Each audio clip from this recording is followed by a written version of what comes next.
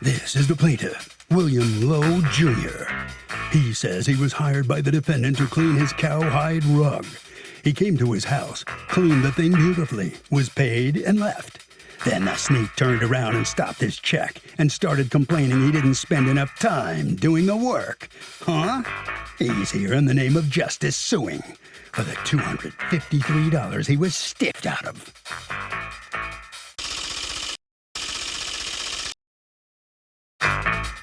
This is the defendant, Michael Lavin. He says the plaintiff told him he would spend 1 hour cleaning his cowhide rug, and the guy gave him a rush job, and the stains are still visible. He's not paying the full $253 for an hour's work when the plaintiff only did 30 minutes of inferior work, and now it's up to the judge to decide who's in the right. He's accused of rubbing a rug cleaner the wrong way.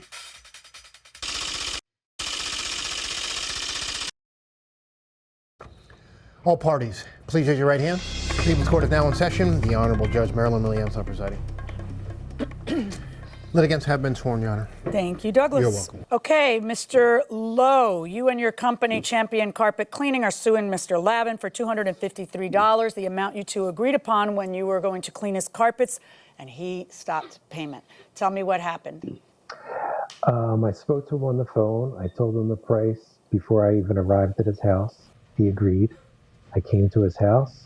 I seen his rug. His wife had ripped up Post-it notes all over this rug. You mean like she would put a little piece of Post-it note here and it just to show you all the spots she wanted you to remove? Correct. And so what were the discussions with Mr. Lavin about how long you would work on the rug beforehand? Well, over the phone, he asked me how long it would take, and I told him about an hour. Okay. And then when you go there and you're working on it, he seems to be very upset that it took you a lot less than an hour because the stains didn't come out. So let me hear from you on that.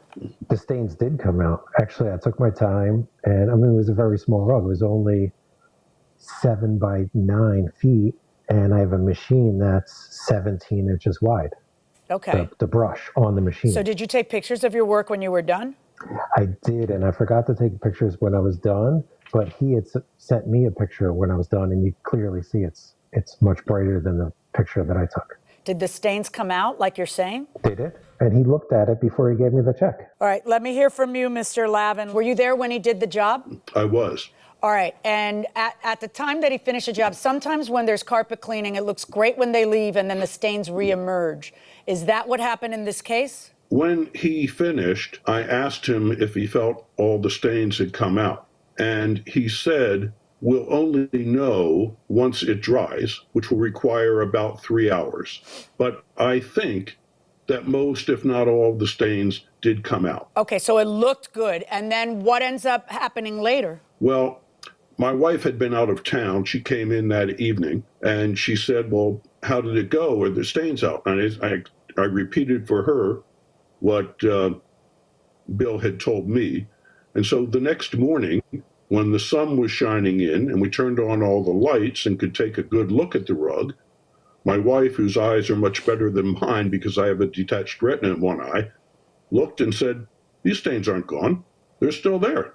All right. And you folks took a video as evidence, correct? Okay. Here you could see the brown spots,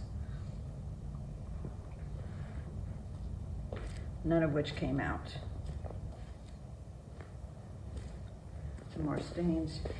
Here's another tear. Do you guys have a pet?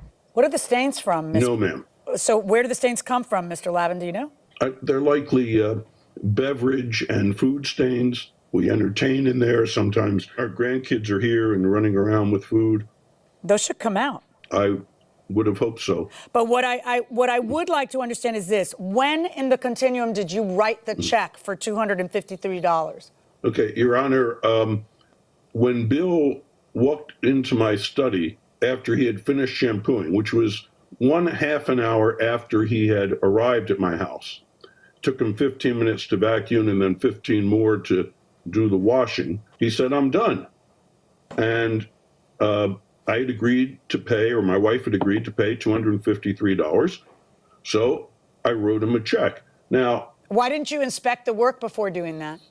Well, I asked him, and he had already told me that we wouldn't be able to tell until the carpet dried 3 hours later.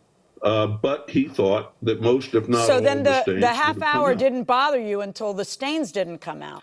No, the half hour was not my issue. I know that So the what plaintiff, you wanted was a guarantee that the stains would come out.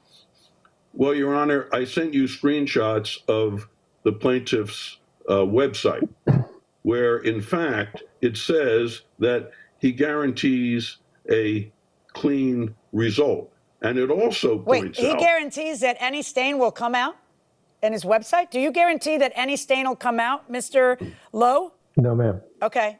Show me the website where he guarantees he'll take out any stain, because I don't know a carpet cleaner who does that. Our multi-step area rug cleaning process is guaranteed to leave you with a spotless clean. Are you out of your mind, Mr. Lowe? Why do you guarantee that? How could you ever guarantee that every stain will come out? I can't guarantee that. Well, then why are you writing a guarantee to leave you with a spotless clean? First of all, it's bad grammar, but you should remove that anyway. I'll make sure I remove that today. And Mr. Lavin, you saw the video, right? Yes. It didn't Yes. work. The stains are all still there, right? Well, it's a multicolor rug. I don't know if those are actually food. I don't believe they're food stains, because They're food stains stains. 100% come out. No. Exactly. That's the part I don't understand. No, I really took my time with this rug. Like he said, I You was took there a for half an half an hour. hour. You think a half an hour is a long time with the rug? For a 5x7 rug, yes. So why Or did you say it would 9x7 take rug. about an hour, which is double the time you took? I just say that just because I know I'm going to be less than an hour.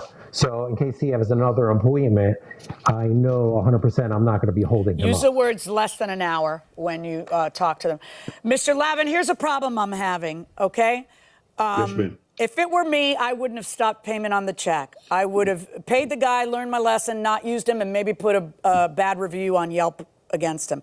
But here's the thing. You not only agreed to pay, or your wife agreed to pay the amount, you paid him after he did the job. You wrote the check. So in essence, his lawsuit against you is not a debate about whether he did a good job or not, but a debate about why you write a written instrument. He's suing you on the written instrument, which is the check. If you had given him the check when he walked in, and then you're shocked and appalled to see what happened, how quick it was and everything else, I could understand that. But you literally write him the check afterwards, which means then that it is not that it is nothing more than the fact that the stains didn't come out. And there really isn't a guarantee of the stains all coming out when somebody cleans your rug. Now, he's telling me, but Judge, there is. Look at the website. He guarantees a result. What am I supposed to do with the fact that you use the word guarantee you spotless? I've never seen a carpet cleaner put that on their website. So you tell me, Mr. Lowe, where do you leave me?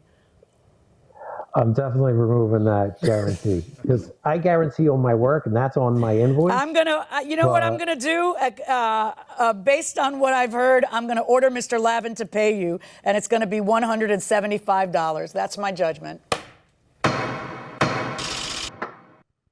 All right, so the plaintiff is only going to get back $175, not the $253 he was seeking. Mr. Lowe, let me ask you a question. I think you learned a valuable lesson in this court case. What do you think?